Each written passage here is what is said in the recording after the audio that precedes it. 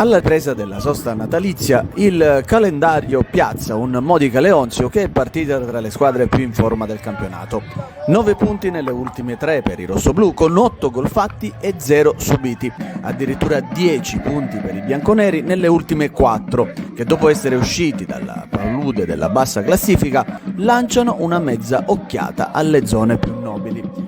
Nel Modica rientra dal primo minuto Franco Fonte, il centrocampista sarà tra i migliori per palloni toccati e presenza nel cuore del gioco. Non è un caso che il periodo nero di novembre sia coinciso con la sua assenza per infortunio. Esordio dal primo per il giovane Kevin Montanaro, che è reduce da 2 reti in 2 presenze in rossoblù.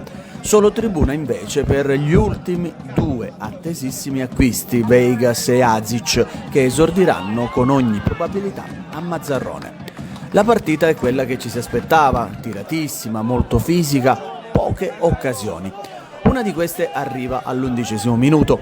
Capitan Palmisano, restituito al suo ruolo originario di centrocampista dall'arrivo di Fragapane, lascia partire un tiro sul secondo palo che l'ottimo Caruso respinge con i pugni. Nella successiva mezz'ora succede veramente poco, merito dell'ottima disposizione in campo della Leonzio, che lascia poco spazio alle avanzate rossoblù. Eppure, al 42esimo, Archen fa gridare al gol il Barone con un preciso colpo di testa. Solo un miracolo di Caruso spegne in gol all'urlo liberatorio dei tifosi modicani.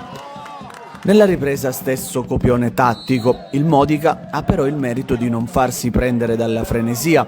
La sensazione che trasmettono i padroni di casa è che prima o poi un gol riusciranno a farlo. E così avviene puntualmente al minuto 26.